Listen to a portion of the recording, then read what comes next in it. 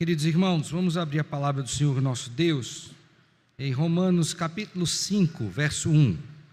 Eu farei a leitura do verso 1 até o verso 11. Antes de lermos, nós abriremos a palavra, oraremos, pedindo a Deus que nos abençoe e nos conduza.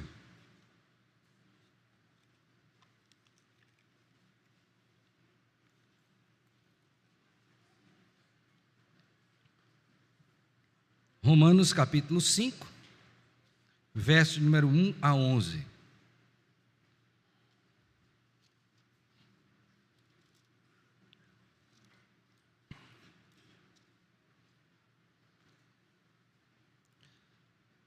Todos abriram? Vamos orar ao Senhor. Querido Deus, Senhor nosso, tomamos a Tua palavra em nossas mãos mais uma vez neste culto, agora para ouvirmos a Tua voz por meio da pregação da palavra. Rogamos ao Senhor a graça de lermos, de ouvirmos a Tua voz por meio da exposição, entendendo assim, ó Deus, a Tua palavra.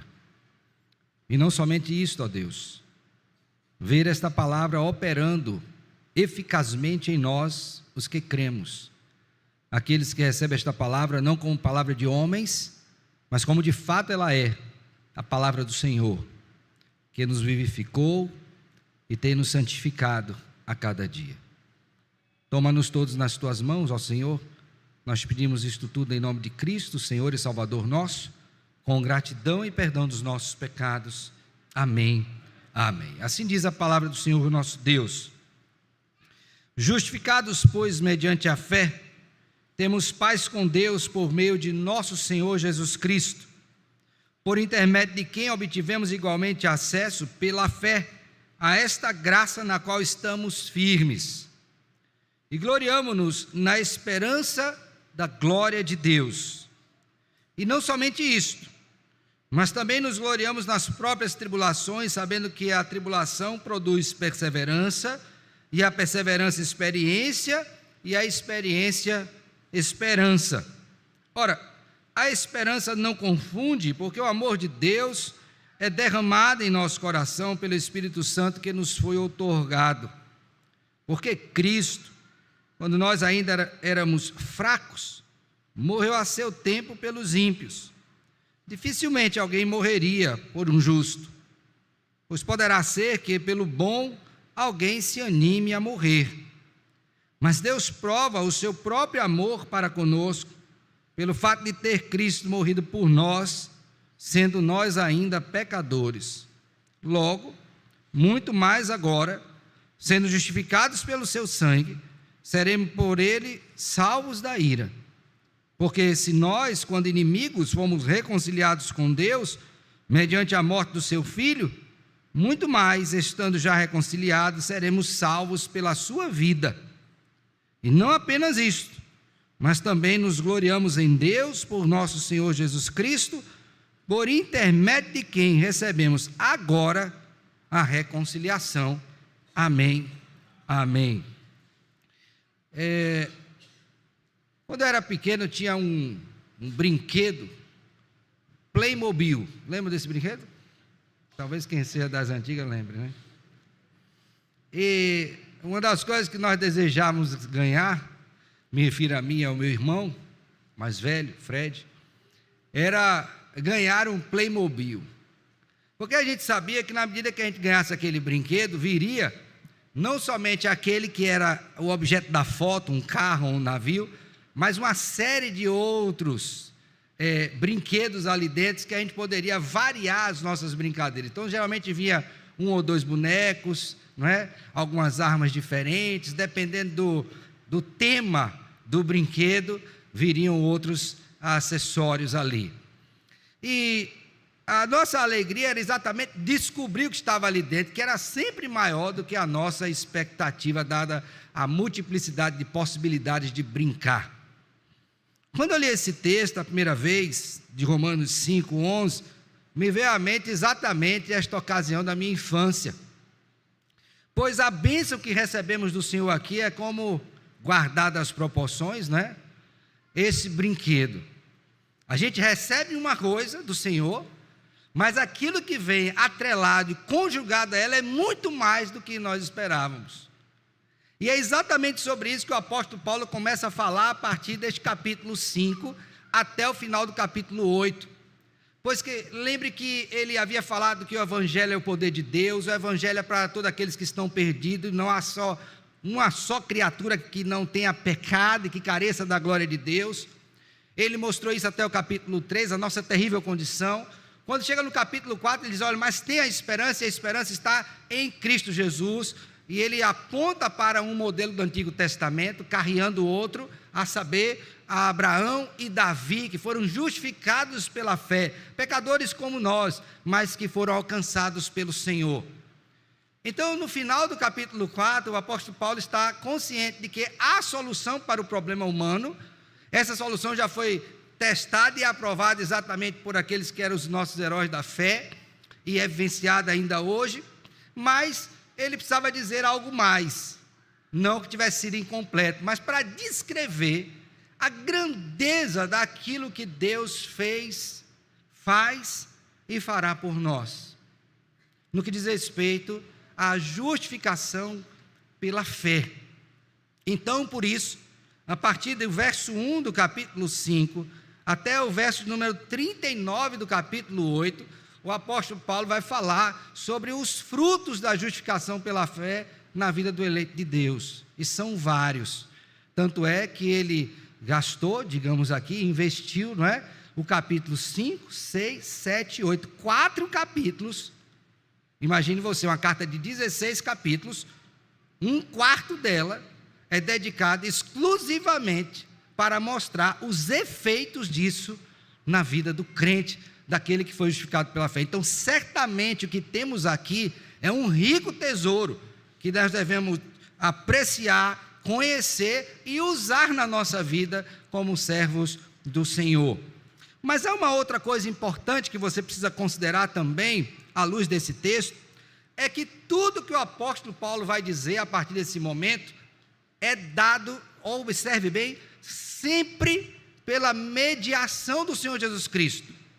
Então você já deve entrar nesses textos sabendo o seguinte: qualquer fruto da justificação pela fé só nos é dado, só experimentamos isso na sua plenitude, se estivermos somente em Jesus Cristo.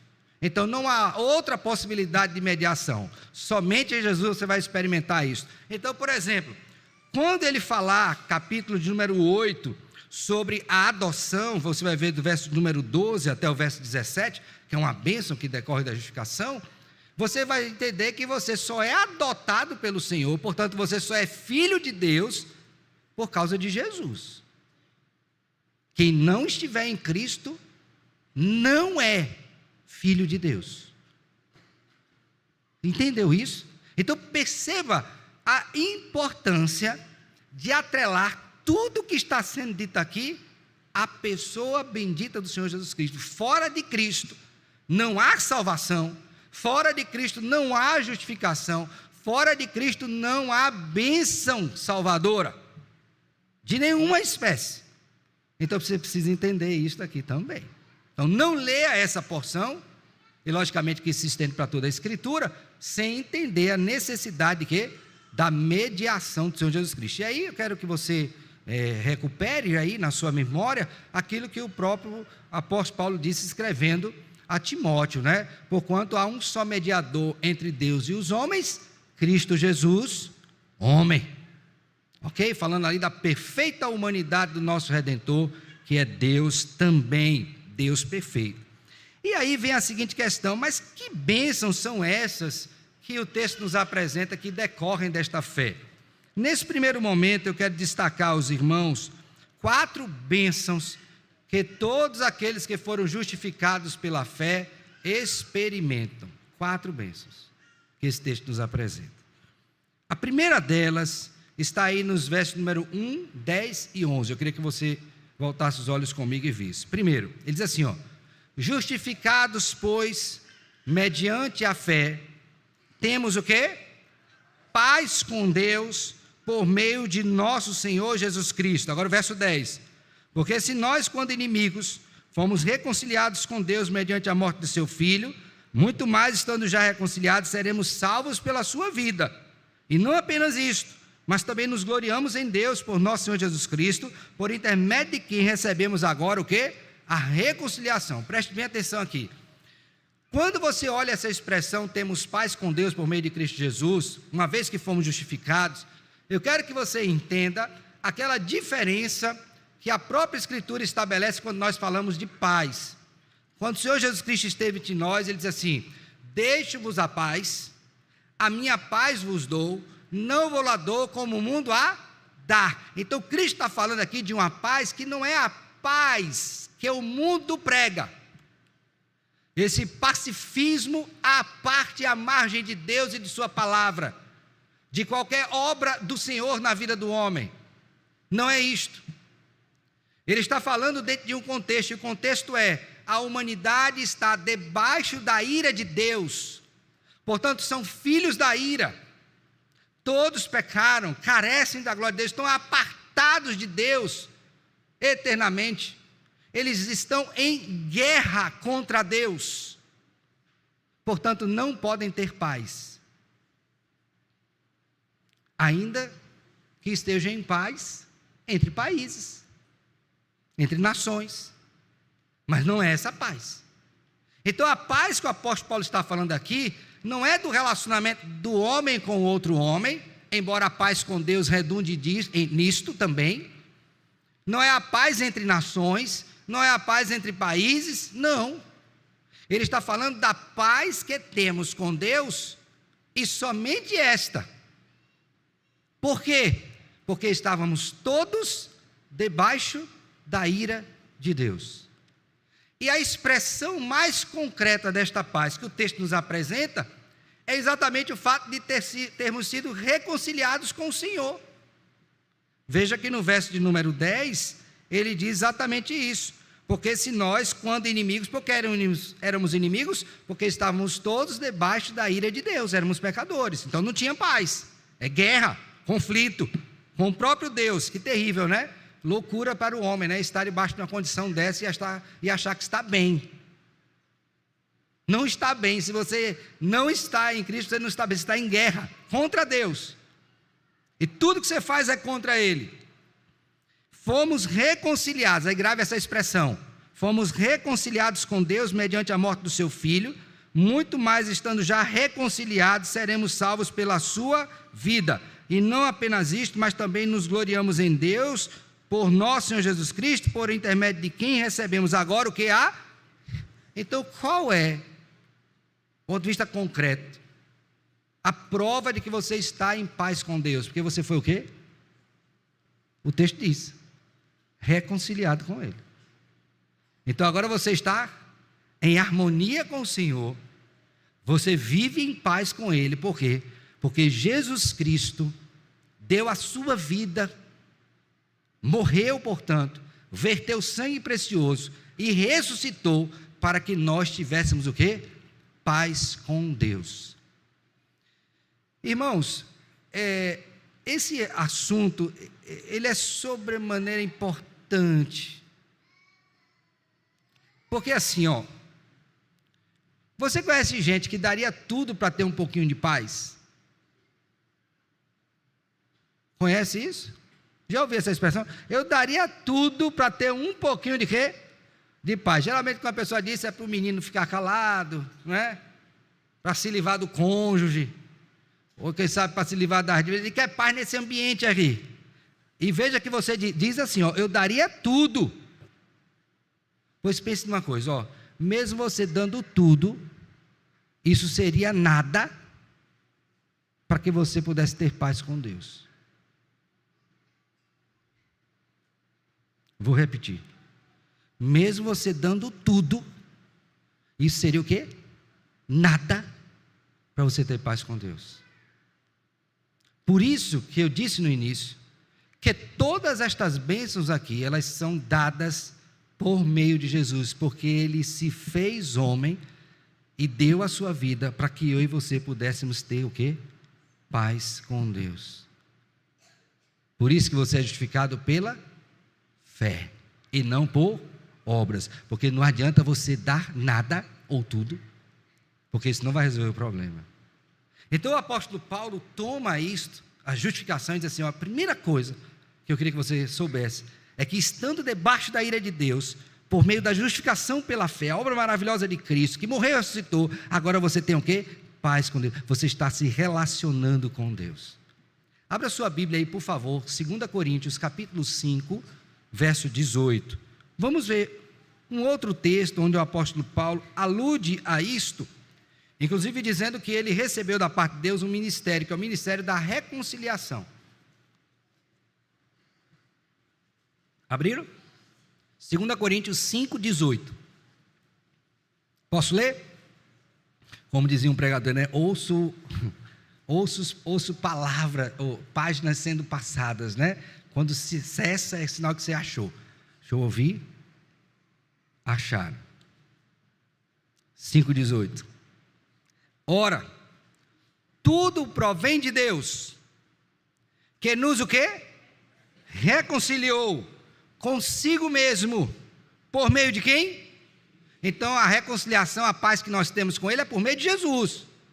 Lembre disso. Tudo por meio de Cristo. E nos deu o ministério da reconciliação. Agora lê o 19 juntos, vamos lá. A saber que Deus estava em Cristo, reconciliando consigo o mundo, não imputando aos homens as suas transgressões, e nos confiou a palavra, o quê? Está vendo? Como que Deus entrou em paz conosco? Por meio de Jesus. Então Paulo olha para isso e diz: olha, pelo que Jesus fez, nós agora temos a certeza que temos o quê? Paz com Deus. Que bênção maravilhosa. Porque você pode dormir e acordar, estar vivo ou morrer, mas você está convicto que você tem o quê? Você está reconciliado com o Senhor. Não importa a guerra que esteja acontecendo, não importa o tormento pelo qual você esteja passando, você vai dormir tranquilo, porque você tem o quê? Paz com Deus por meio de Jesus Cristo. Ou seja, ao invés de você receber a imputação dos seus pecados, porque pecou contra Deus, você recebe a imputação da justiça de Cristo a você, o que lhe garante paz com Deus. Essa é a primeira bênção que Paulo fala. O homem justificado, o ser humano, ele tem uma bênção que decorre da justificação pela fé. Qual é? Ele é um homem que vive em paz. Lembra da expressão? Em paz me deito. Paz com quem? Porque se você olhar o contexto do Salmo, Davi não estava em paz não, tinha guerra, tinha inimigo diante dele, mas ele dormia em paz. Por quê? Porque a paz que ele está falando ali é paz com Deus. Por isso que diz: em paz me deito e logo pego no... Por quê? Porque só tu, Senhor, me fazes repousar o quê? Então ele tem confiança que o Deus que estabeleceu paz com ele por meio de Cristo, aquele que viria, no caso de Davi, é o mesmo Deus que guarda os seus inimigos. Então ele pode dormir tranquilo, tranquilo. Aí eu pergunto a você: você tem problema de insônia?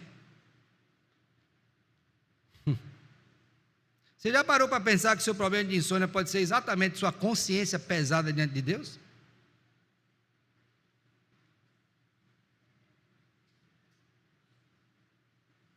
Já parou para pensar nisso?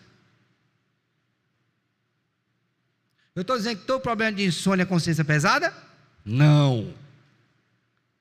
Mas boa parte é.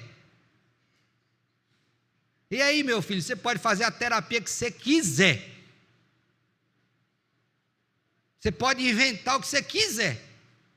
Não vai dormir em paz enquanto você não estiver no relacionamento correto com Deus por meio do Senhor Jesus Cristo.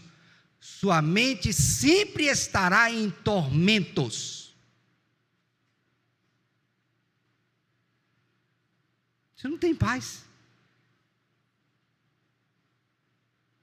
Mas tem gente que se ilude.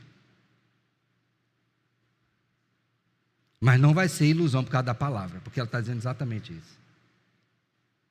Então pare, bote a mãozinha na consciência, bote sua cabecinha no travesseiro e reflita se parte dessa guerra interior não é exatamente porque tem coisas a resolver com o Senhor. Primeira bênção, paz com Deus. Segunda bênção, vamos aí agora para o verso 2 e 9, Romanos 5. Por intermédio de quem? Cristo. Obtivemos igualmente acesso pela fé a esta graça da paz, né? Na qual estamos firmes. Aí ele diz, e gloriamo-nos na esperança da glória de Deus. Agora veja comigo o verso 9, finalzinho do verso 9. E pelo seu sangue seremos salvos por ele da ira. Então ele está dizendo o seguinte, no dia vindouro, o dia do Senhor, o dia do juízo, você tem, por causa da justificação pela fé, a esperança da glória. Por quê? Porque você não será condenado com os demais, porque Cristo já foi condenado em seu lugar. Lembre que tudo é por meio de Cristo. E aí, uma vez que você não foi condenado, porque Cristo foi em seu lugar, você tem a certeza que no dia da ira, você não estará debaixo da ira, porque você já foi liberto disso. E o que é que lhe sobra? A glória de Deus. Abra sua Bíblia em Romanos 3, por favor, e veja a mudança que está acontecendo, tá? Em Romanos 3, 21 a 23, eu queria que você lesse e atentasse bem para a mudança que acontece quando você é justificado pela fé, de onde você estava e agora onde você é posto pelo Senhor, por meio de Jesus. Romanos 3, 21. Mas agora, sem lei, se manifestou a justiça de Deus, testemunhada pela lei e pelos profetas. Justiça de Deus mediante a fé em Jesus Cristo, para todos e sobre todos que creem, porque não há distinção. Agora observe bem, pois todos o quê? E o quê? Então o pecado nos tirou esta bênção, que é estarmos onde?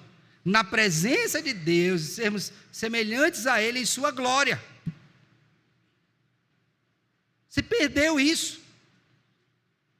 Você foi destituído da presença do Senhor. E aqui lembre daquilo que nos é narrado em Gênesis capítulo 3, quando o homem e a mulher são o quê? Expulsos do Éden. Ali tem uma figura muito forte nesse sentido, você está apartado da presença de Deus. Mas uma vez que estamos nele em Cristo, que também foi prometido naquela oportunidade, agora nós somos reaproximados e podemos novamente compartilhar com os santos em Cristo da presença gloriosa do Senhor. Que bênção! Então nós vivemos nessa expectativa aqui na terra, de que haverá um dia que o Senhor virá e nos levará consigo. Por isso que ele diz no verso número 2 de Romanos 5, e nos gloriamos na esperança da glória. Eu pergunto a você, você tem esperança da glória?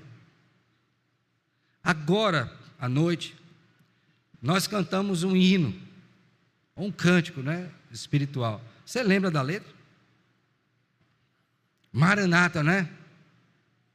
Tu que estás assentado no trono, Alfa, Ômega.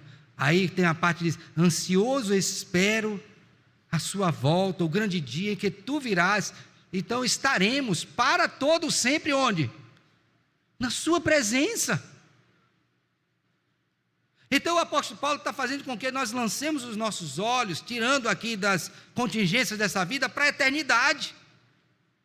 E mostrar a você que a nossa esperança em Cristo não se limita apenas a esta vida, porque senão seríamos os mais infelizes de todos os homens. Mas há uma esperança da glória. Mas isso só tem quem é encontrado em Cristo, justificado pela fé. Quem não está, não tem esperança.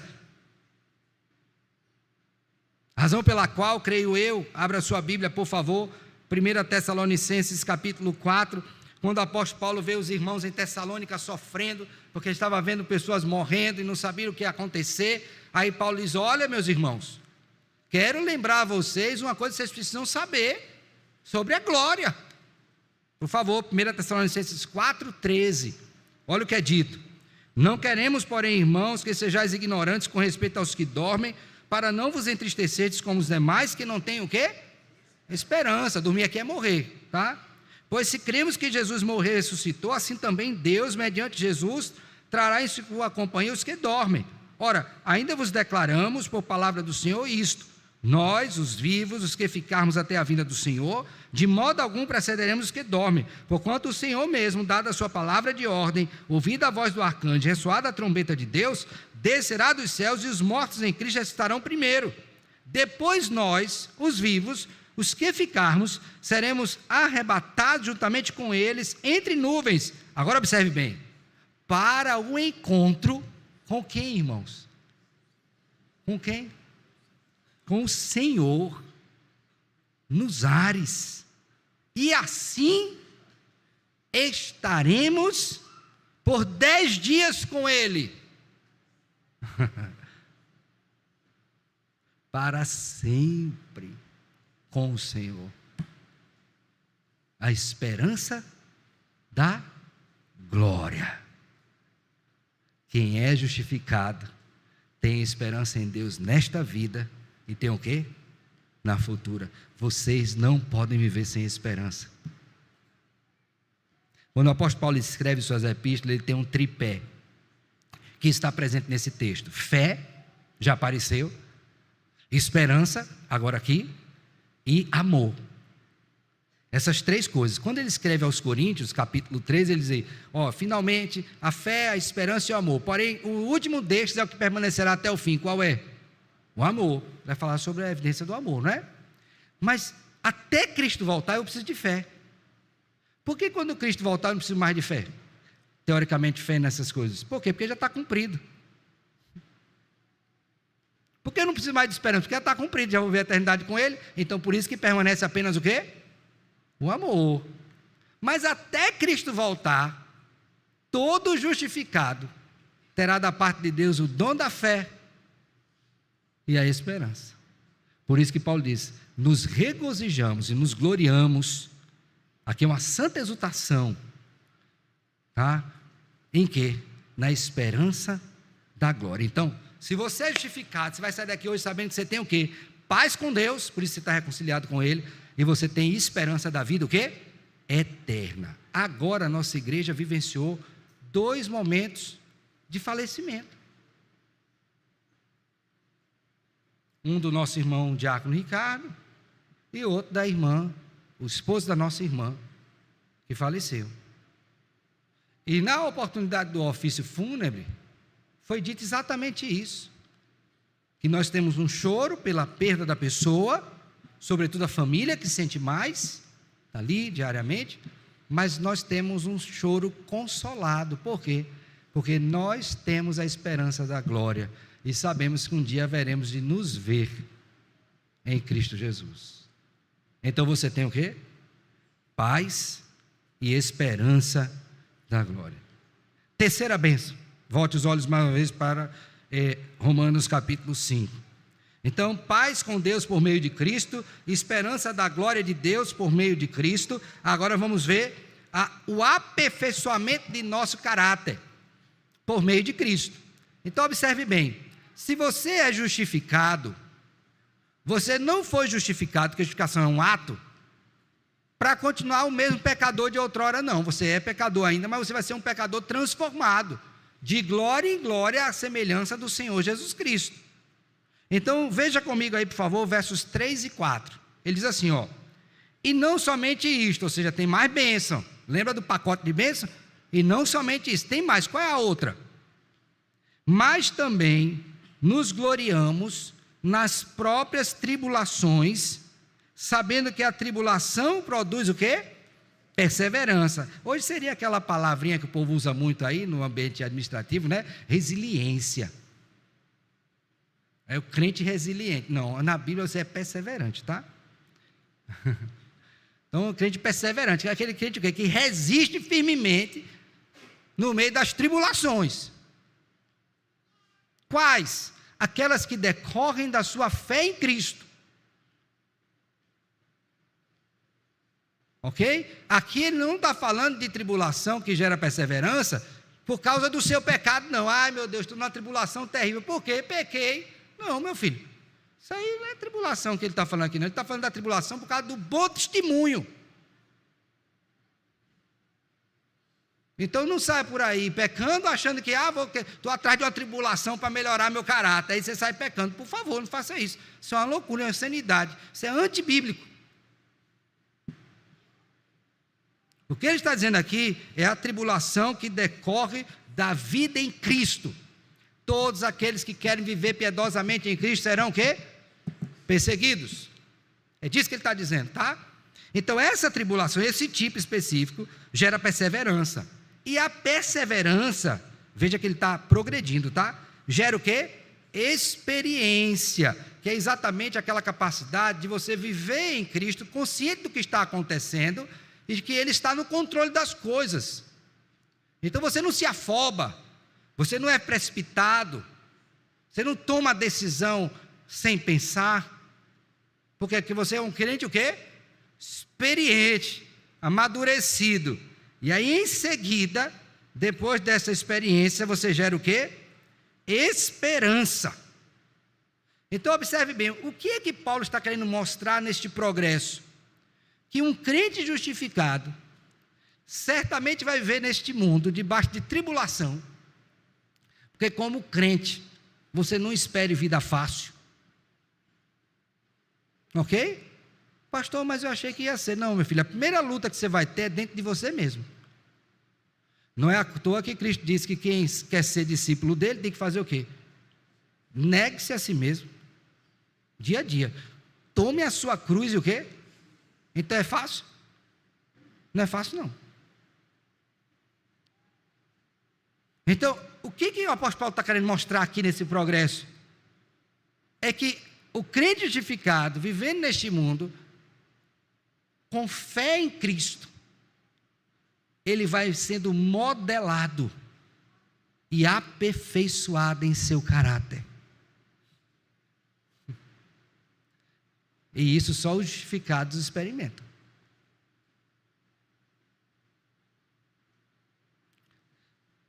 Meu querido irmão, uma pessoa que foi justificada está consciente disso. Isso é uma bênção. Porque até a sua perspectiva do sofrimento é diferente. Porque ele vai ver que sempre o sofrimento terá um proveito. Qual o proveito? Fazer com que o seu caráter se assemelhe mais e mais ao do Senhor Jesus Cristo, que Ele salvou, que sofreu todas as coisas, sendo tentado em todas as coisas, foi obediente até a morte. E morte de quê? De cruz. O apóstolo Pedro tem uma visão sobre isso. Abre a sua Bíblia aí, por favor, 2 Pedro capítulo 1, verso 3. Ele traz uma visão sobre isso, esse progresso de caráter, logicamente que dentro da perspectiva petrina, mas muito importante, que mostra exatamente que na nossa vida nós somos modelados, e isso é dado logicamente ao que foi justificado, tá bom? 2 Pedro 1, 3.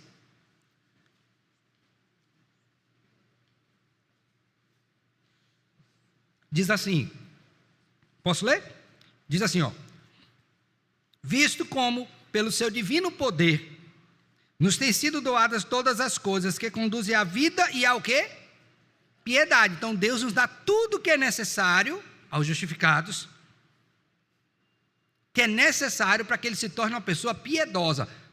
Um detalhe aqui, olhe para mim. Nunca abra a boca para dizer que Deus te abandonou e não deu o que era necessário para que você seja santo. Nunca abra a boca para dizer isso. Você pode não conhecer, você pode conhecer e não usar, mas nunca diga que Deus não lhe deu. Nunca diga que Ele te abandonou. Porque tudo que é necessário para a sua vida e piedade, Deus lhe dá. Pense nisso. Por isso Pedro afirma, categoricamente, visto como pelo seu divino poder nos têm sido doadas todas as coisas que conduzem à vida e à piedade, pelo conhecimento completo daquele que nos chamou para a sua própria glória e virtude, pelas quais nos têm sido doadas as suas preciosas e muito grandes promessas, para que por elas os torneis o quê? Coparticipantes da natureza divina, livrando-vos da corrupção das paixões que há no mundo.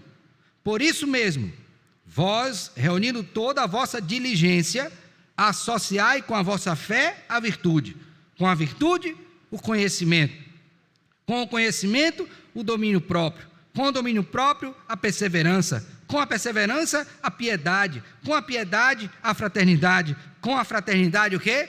O amor, que é o dom excelente. Então veja que na mente do apóstolo Pedro, como também na do apóstolo Paulo, há um progresso, mas esse progresso só é dado àqueles que foram justificados pela fé em Cristo Jesus. Então a terceira bênção que Deus lhe dá é seu progresso espiritual. Um justificado progride espiritualmente. A pergunta que você tem que fazer para você diante disso é: eu tenho experimentado esse progresso? Ou minha vida está estacionada espiritualmente? Pergunte: a falha não é de Cristo? A falha não é do Evangelho? A falha não é da palavra de Deus? Pode estar em outro canto, mas nisso não. Geralmente, em mim, em você. Então nós temos paz com Deus por meio de Cristo, esperança da glória por meio de Cristo, o aperfeiçoamento do nosso caráter por meio de Cristo. Última bênção: a certeza do amor de Deus por nós, por meio de Cristo. Quarta bênção do justificado. Você sabia, tem até uma propaganda, você sabia, olha aqui para mim, ouça bem, você sabia que tendo sido justificado, Deus te ama? Aqui eu posso dizer com toda a convicção, não é aquele Deus te ama, da evangelização, né? Deus te ama, Deus não ama todo mundo não, por favor, tá? Deus nos ama em Cristo. Ouça bem isto: nós somos alvos do amor de Deus por causa de Jesus, e Ele nos amou com amor eterno. Portanto, desde toda a eternidade, quando Deus nos viu, já nos viu em Cristo, porque fora de Cristo, o que é que você tem? O peso da ira de Deus sobre você. É isso que você tem. Não confunda. Por isso que a quarta bênção que o apóstolo fala é que é amor. Então, se você é justificado pela fé, tenha a convicção de que você foi amado. E aí você vai dizer assim: mas pastor, será que isso é verdade? Esse problema existe. Se você ler Malaquias, profeta Malaquias, capítulo 1, dos versos número 1 até o verso número 4, você vai ver que ali o profeta inicia dizendo: sentença do Senhor. Aí ele vai dizer, o povo falando, né? Em que nos tem amado? O povo questionando o amor de Deus por ele, o povo. E aí Deus disse: olha, eu amei vocês, sabe por quê? Porque eu amei a Jacó e aborreci a Esaú.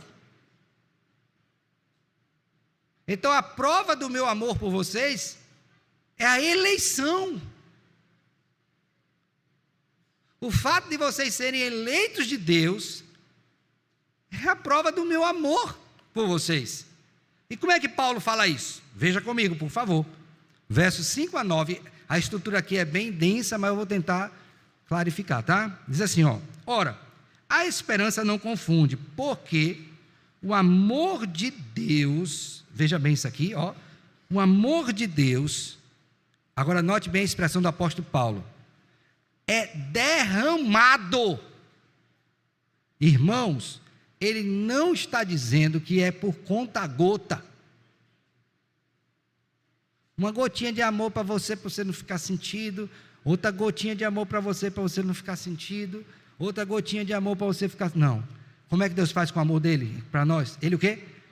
Ele derrama a abundância, a fartura de amor. Me permita, tá? A gente às vezes conversa com as pessoas que não se sentem amadas. E é possível mesmo que ela não se sinta amada, é possível. E aí ela começa a mensurar esta relação dela com esse sentimento, né? Que na verdade é um mandamento, por meio da dimensão horizontal, o amor que as pessoas têm por ela. Mas se você é um justificado pela fé em Cristo, você não vai ter crise de falta de amor. Por quê? Porque Deus derramou amor sobre você por meio de Cristo.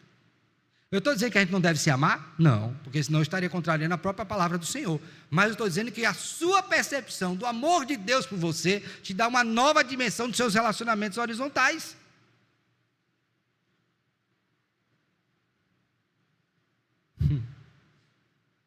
Quando Cristo ressuscitou, foi conversar com João e com os discípulos todos, inclusive com Pedro, que havia traído.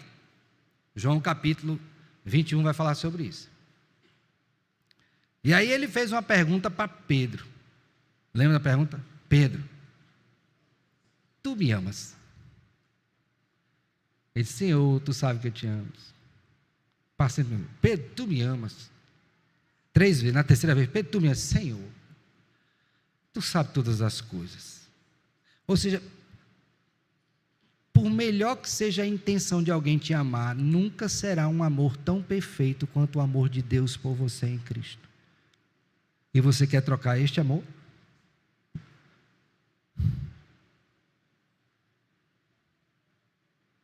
Nós temos que amar, por exemplo, nosso cônjuge, os nossos filhos, é dever, é bíblico isso. Mas esse amor sempre será um amor imperfeito. Porque o amor perfeito só existe em quem? No Senhor. Então agora eu não vou amar mais ninguém. Não, não é isso não.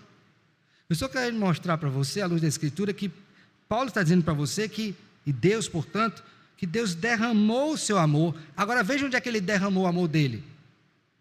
Jogou por lado? Jogou para cima, quem pegar, pegou? Não. Foi uma coisa pessoal, intransferível. Por quê? Porque ele derramou, olha, observe bem, diretamente em seu coração, que é a sede da sua vida.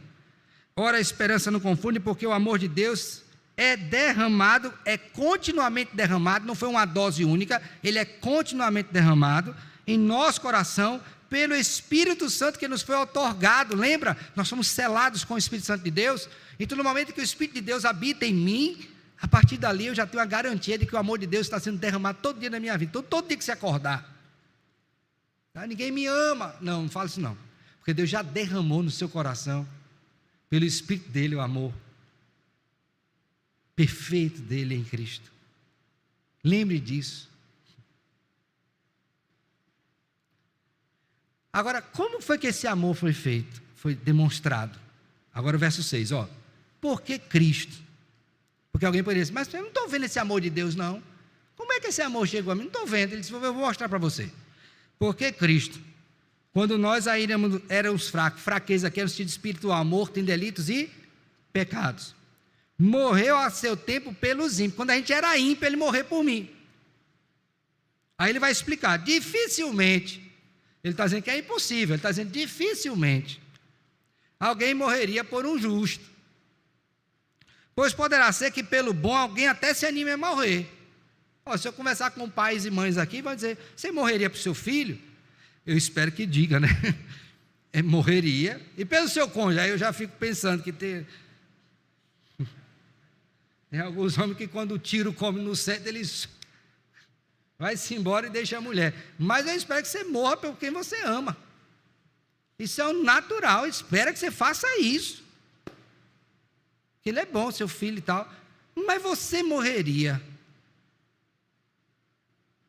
pelo estuprador da sua filha?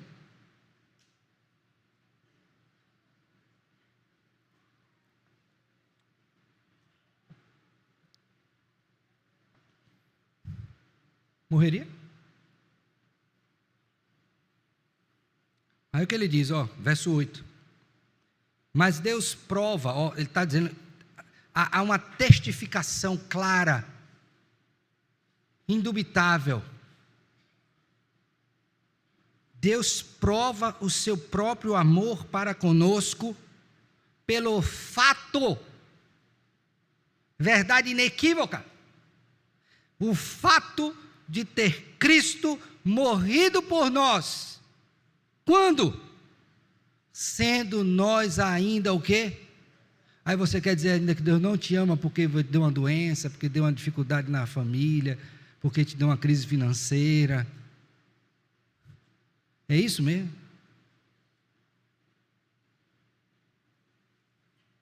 É isso mesmo que você está dizendo? Quando nós éramos pecadores, filhos da ira, destituídos da presença de Deus, justamente expostos à condenação, Ele olhou para mim e para você e decidiu nos amar. Você percebe isso?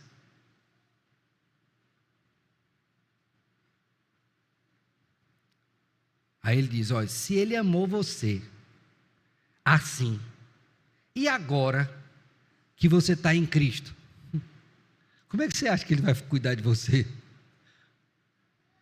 E aí ele diz no verso 9, logo, muito mais agora, sendo justificados, veja que sempre por causa de Cristo, pelo seu sangue, então não é por causa de mim mesmo, não é por causa de papai, de mamãe, de Maria, de São José, de São Joaquim, de São Pedro, qualquer mediador que você queira botar aí, não é por causa de nenhum deles, é pelo sangue de Cristo. Seremos por Ele o quê? Salvos da ira. Então você pode ter a convicção que por causa de Jesus Cristo você não será consumido eternamente. Eis o amor de Deus por você. Jesus Cristo morreu por nós, sendo nós ainda o quê?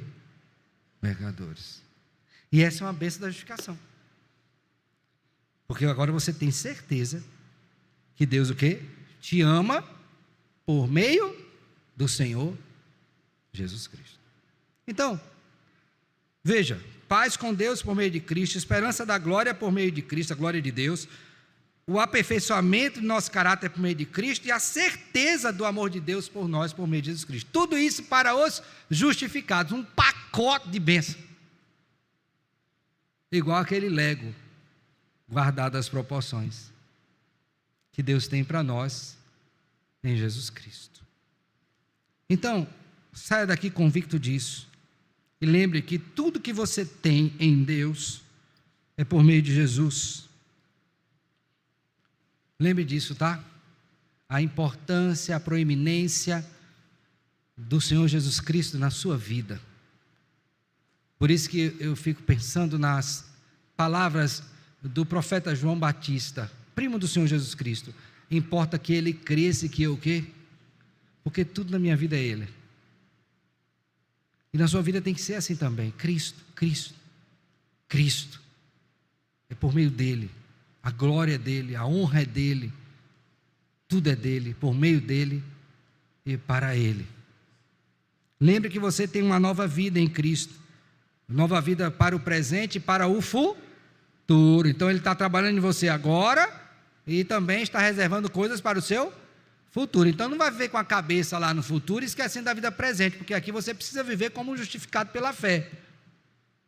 Lembre disso, Ele está lhe aperfeiçoando. Então não é para você viver de qualquer jeito, você tem que viver segundo Deus. Terceiro,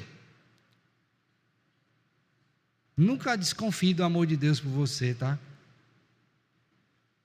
Diga assim hoje, Jesus me ama. Ele morreu por mim. Então é possível que você não tenha o amor do seu pai, do seu esposo, deveria ter, do seu filho. É possível. E seja claramente dito. Mas vá para sua casa ouvindo assim, ó: Deus me ama. Prova, Ele deu o seu filho por mim, quando eu era ainda o quê? Pecador. Que prova de amor maravilhosa. Está aqui diante de nós, ó. O seu corpo foi moído, e o seu sangue foi o quê? Derramado. E eu queria finalizar dizendo para aqueles que estão aqui, que ainda não têm a Cristo como Senhor e Salvador pessoal: você está perdido. Você não sabe o que é amor verdadeiro. Você não sabe o que é vida santificada, caráter aperfeiçoado. Você não sabe o que é verdadeira esperança. E você não experimentou ainda o que é verdadeira paz. Você está iludido, porque estas coisas só existem verdadeiramente, perfeitamente em Cristo.